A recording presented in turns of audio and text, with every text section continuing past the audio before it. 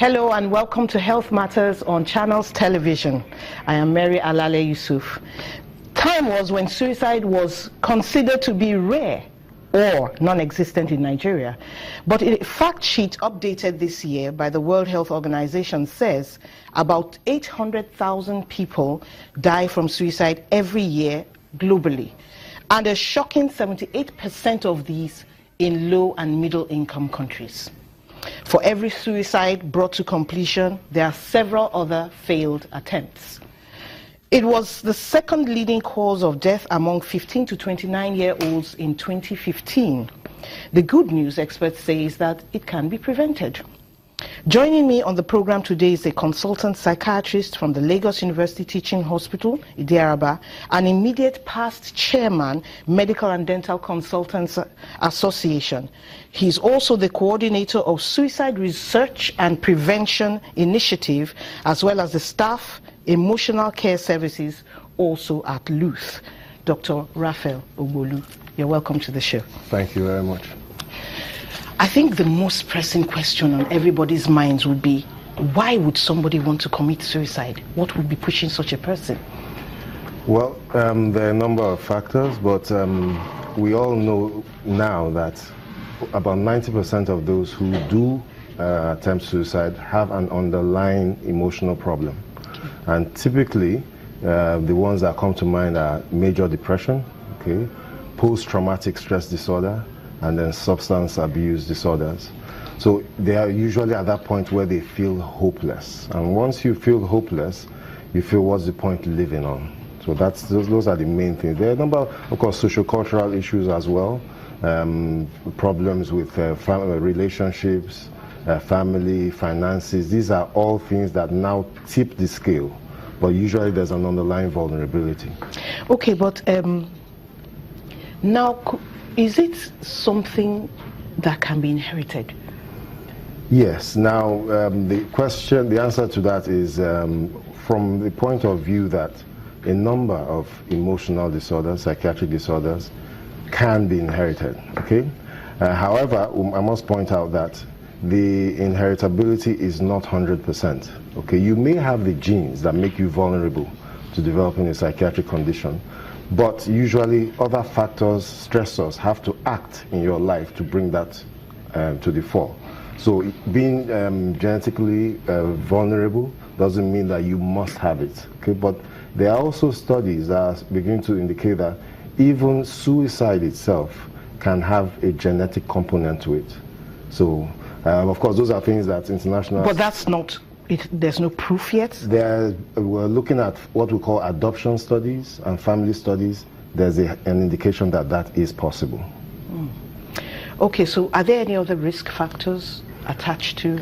Oh, certainly. One very important risk factor is having a chronic medical condition. Okay, especially one that is stigmatizing. Okay, and of course, in this part of the world, we still stigmatize a number of conditions such as HIV/AIDS, okay, epilepsy, okay, and then having terminal painful conditions. Cancers are associated with a lot of pain. So the person is going through so much, carrying a large burden. And so those are things that could also put people at risk. Some have talked about certain professions as being at risk. Okay, these are professions that are associated with having easy access to means of committing suicide. Professions where there's a high level of competitiveness, professions where there's a high level of stress and work overload, okay, and also professions where there may be a lot of unpredictability, okay, such as a farmer whose yield may be dependent on the weather, which he can't control. Yes. So these are some things that have indicated that certain professions may be at risk. Okay, now, what are the signs of a person who might be considering suicide? Yeah, a number of things you may want to look out for. For instance, a change in behavior. Someone who hitherto was, outgoing, social and all that, and then suddenly becomes socially withdrawn.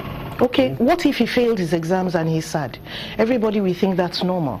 Yes, now that's kind of sadness. The sadness that is associated with considering taking your life is something that is persistent, okay? It's not short-lived, okay? So if it's the transient thing, oh yes, I mean, we all go through that. But when it's now stretching longer than, particularly longer than 2 weeks, you want to be worried. Okay, so are we to believe that suicide is not an impulsive thing? Now, it's associated with a level of impulsivity, okay? However, the underlying conditions that usually will lead one to want to commit suicide are not things that just suddenly occur, okay? There's another condition, I mean, called self-harm, okay, with which the intention is not to take one's own life, okay? So that could be a bit confusing. That one you could have a lot more impulsivity, but the real true suicide, no, usually there's an underlying condition, and which is what we hope to exploit when we try and prevent suicide. Most people who are at that point of wanting to take their own life are ambivalent about it. They are thinking, should I not? Okay, but so far you've spoken about deep sadness. Yes. Sudden change in behavior. Yes. What else is there? Good. People who suddenly begin to use a lot of substances, okay, particularly alcohol. And the reasons behind this is either they are using that to get away from their problems, or they are trying to use it to build the courage to eventually take their own lives. Do they ever talk about it? That's another risk factor. People, a large number of people who do end up or taking their lives or attempt will have mentioned it, but people tend to wave it off. So if somebody mentions something like that just in passing, should it be taken seriously? You should take it seriously. You want to, first of all, ask a few more questions to see how serious the person is. When you see somebody having a preoccupation with death, okay, talking about death often, or you see if you can have access to the person's internet activity, you see that the person is searching on things related to death, you should raise concerns, ask questions. Before we used to think that, it used to be thought that if you ask questions about suicide, you're actually pushing the person to consider, actually committing. But oh, okay, hold on. When you say ask questions, you're talking about asking from that particular person? Yes, exactly. It doesn't push him to further go? Studies have shown that that is not true, and that's why we recommend that you ask. Okay, because a lot of times the person just wants to be heard. Okay, and by asking, you could, help the person change his or her mind. Okay, it's good that you have mentioned that you can ask somebody, but what if the person is not willing to talk, and you're just maybe the relative, the mom, the dad, or the brother or sister of this kind of person? What do you do next? The first thing is, do not leave that person alone. Anyone who you fear may want to take his or her own life should not be left alone. You and other family members have to find a way, okay, to stay close to that person. Remove everything that is a potential weapon from the person's surroundings, okay, and then continue to try and get the person to seek help. Okay, if it means you contacting healthcare providers to see how they can guide you, try and do that. Okay, but do people with suicidal tendencies sometimes seek help themselves? Oh, they do a lot. Go to the hospital or call a family member and say, see, I'm thinking of killing myself, just like that? They do. Okay, again, like I said, a number of them are ambivalent. Okay, one part of them wants to live, one part is thinking that death is the next best option.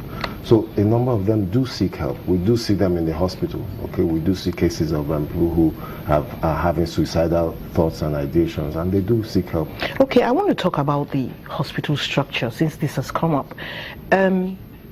Here in Nigeria, when you go to the hospital, you're really usually taken to a general area. You see a general doctor, How does that help when the person you're bringing to the hospital is suicidal? Well, how do you make that connection to the psychiatrist in time for intervention? It depends on the kind of hospital, okay, and the structure of the hospital. If it's a hospital where there is already a mental health service, of course, you come into the emergency, for instance, a teaching hospital, typically, you come into the emergency, it's identified that you may have any kind of psychiatric condition. The psychiatric team is called. That's how it is. So they are brought into the immediate... Same day? Same day.